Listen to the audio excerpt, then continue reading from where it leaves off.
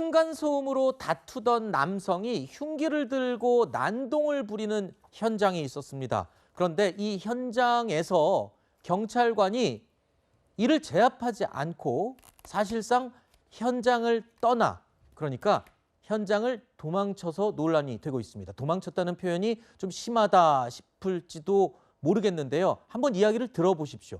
자, 먼저 당시 사건부터 살펴봐야 할 것 같은데요. 지난 15일 인천의 한 빌라에서 있었던 일입니다.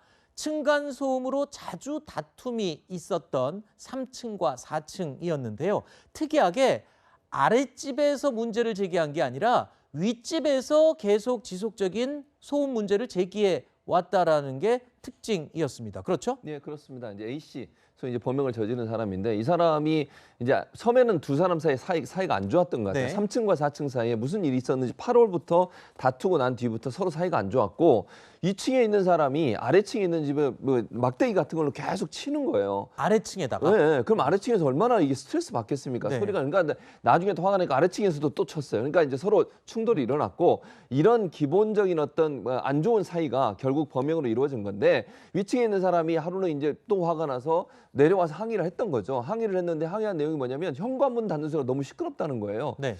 그거는 좀 항의 내용이 되는지 잘 모르겠습니다. 개인적으로 다 현관들 보고 닫고 하는데 그리고 나서 경찰이 신고를 해서 경찰이 왔어요. 그래서 경찰이 이 사람을 입건을 하고 그리고 나서 출두하라고 돌려보냈어요. 그래서 4층으로 갔고 네.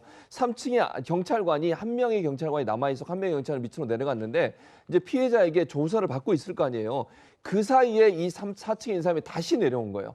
그리고 경찰을 밀치고 들어가서 범행을 저지른 그래서 아하. 3명이 다친 그런 사건입니다. 자, A씨와 피해자 가족 간의 갈등은요. 같은 빌라에 사는 이웃들도 모두 알고 있을 정도였다고 합니다. 사건 이후에 주민들의 목소리를 잠시 들어보시죠. 상태가 굉장히 위중해 보이더라고요. 119 차가 나오고 감식반 차가 이쪽으로 오더라고요. 하루 종일 그걸 치셨나 봐요. 그 전날에 되게 시끄러웠어요. 빌라가. 서로 같이 막 계속 했어요. 두들기고 이제 애들한테 전화가 와서 밖에 무슨 일 있는 것 같다. 살려달라고 우리 집 문을 막 두드렸나 봐요. 아랫집 왜 찾아간 거죠? 피해자 가족에게 할 말 없으세요? 자, 그런데 문제는 여기서 또 논란이 발생합니다. 피의자 A씨는 현재 구속이 됐습니다. 목 부위를 다친 피해자 B씨의 아내는 아직 의식을 되찾지 못할 정도로 중상을 입은 것으로 알려져 있는데요. 당시에 현장에는 출동한 경찰관이 함께 있었습니다. 그런데 흉기를 들고 4층에서 3층으로 뛰어내려온 이 피의자를 보고 경찰이 같이 제압을 하거나 막은 게 아니라 현장을 떠나서 1층에 지원 요청하러 내려가 버렸다. 그러면은 이 피해자 가족들만 거기 남아 있었던 거고 경찰은 1층에 지원 요청하러 잠깐만요. 제가 경찰 더 데려오겠습니다. 그래서 내려가 버린 거라. 그 사이에 시민이 찔린 거 이게 아닙니까? 참 이해가 되지 않는 게 저 현장에 남아 있었던 분이 여경이었습니다. 그래서 여경이 제압하기 힘들다고 판단했던 것 같아요. 네. 거기까지 100번 양보를 하더라도 무전을 왜 내려가면서 칩니까? 그 현장에서 치라고 있는 게 무전입니다. 네. 그러니까 그건 결국 혼자 도저히 감당이 안 된다고 판단했기 때문에 현장을 이탈했다고 볼 수밖에 없는 그런 상황이거든요. 그러니까 지금 말씀하셨던 것처럼 아랫집에 이제 그 피해자였던 이 B 씨가 1층에서 이제 이 피해 상황 같은 것들을 이제 진술하고 있는 상황에서 4층에서 다시 내려온 상황이었는데 3층에 혼자 있던 경찰이 밑으로 지원 요청을 하면서 현장을 이탈해 버린 거예요. 네. 이제 그런 과정에서 그럼 피해자들만 동굴에 남아 있는 상황 아니었겠습니까? 네. 그러니까 지금 그러다 보니까 이 피해자 측에서는 이 지금 빌라가 LH에서 관리하는 빌라예요. 네. 그럼 LH에서 이 CCTV 전반을 좀 공개를 해달라. 네. 그럼 정확하게 경찰이 어떻게 대응했는지 알 수 있지 않겠습니까? 지금 그것까지 요청을 한 상황입니다. 네. 자, 그런데 이 또 논란이 되는 게요. 그 현장에서 이 제압을 함께 한 게 아니라 지원 요청하러 내려갔던 그 경찰이 여성 경찰이었거든요.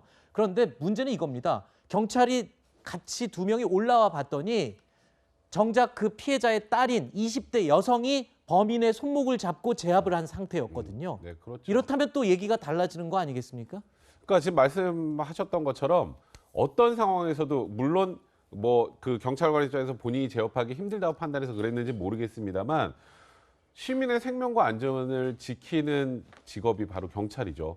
그리고 그 상황에서 어쨌건 시민들의 안전을 보호하기 위해서 본인이 현장에서 최선을 다했어야 되고 그리고 100번 양보 제가 말씀드렸던 것처럼 좀 이게 혼자 감당이 힘들다면 무전으로 지원 요청을 현장에서 해서도 충분히 가능한데 왜 무전을 들고 내려갑니까? 무전기를 들고. 그렇죠. 그런 문제들 때문에 일단 인천 경찰청에서도 이에 대해서는 대기 발령 조치를 하고 네.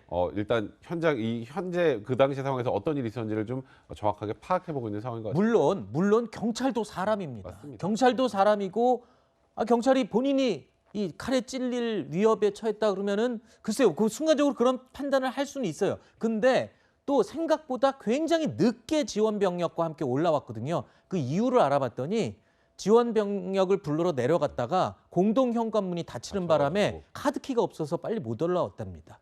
이게 무슨 어처구니 없는 상황이라고 할 수밖에 없는 상황이죠. 자, 피해자 B 씨는요, 경찰 대신 흉기를 든 피의자를 직접 제압을 했습니다. 그러니까 딸이 손목을 잡고 있는 모습을 보고 저러다 내 딸이 큰일 나겠다 싶어서 아버지까지 달려들어서 그 가해자를 제압을 한 상황이었고, 그렇게 제압한 뒤에 한참 뒤에 경찰 둘이 올라와서 사건을 처리를 했다, 이렇게 되는 겁니다. 자, 이 부실 대응 논란이 거세게 제기되고 있죠.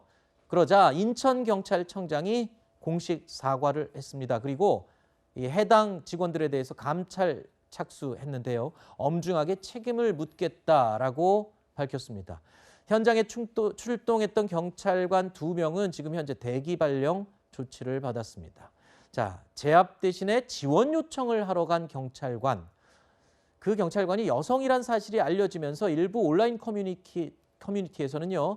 또다시 여경 무용론 이러면서 또 성별 논란으로 번지고 있는데, 이거는 여성 남성의 문제가 아니라 이거는 그 해당 상황에서의 순간적인 판단 미스, 판단 착오 이런 문제로 좀 봐야 되겠죠. 부실 대응 그렇죠. 이런 문제로 봐야 되겠죠. 맞는 말씀이에요. 이게 부실 대응으로 봐야 돼요. 경찰이 남자냐 여자의 문제가 아니고 네네. 경찰이 제대로 직무를 했냐 안 했냐를 봐야지 여성이니까 여경이니까 문제가 있다 이런 식으로 몰아가면 절대로 안 됩니다.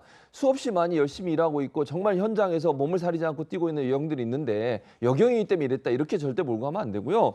당시의 상황에서 왜 제대로 대처 못했는지, 그건 남성이든 여성이든 경찰로서의 직무를 제대로 했는지 없는지만 판단하면 되는 거예요. 네. 이걸 갖고 여경이기 때문에 이랬다, 여경 무용론 이렇게 가면 절대로 안 되고요. 네. 경찰관의 업무와 직무를 제대로 했는지 없는지만 따져서 네. 문제가 있으면 거기에 합당한 처벌을 하면 되는 것이고 네. 아니면 칭찬하면 되는 것이고 알겠습니다. 둘 중에 하나가 돼야 한다고 봅니다. 자, 그렇게 따지면 남성 여성인 걸 따지지 않고 경찰관이 있었어요. 그렇죠. 근데 흉기를 든 피해자가 뛰어내려오는데 저 지원하러 가겠습니다. 그리고 내려간 거는 분명히 잘못된 건 그렇죠. 맞는 것 같습니다. 자, 오늘 저희가 준비한 Q&A는 여기서 마무리하고요. 세 분께 인사드리겠습니다. 오늘 말씀 고맙습니다.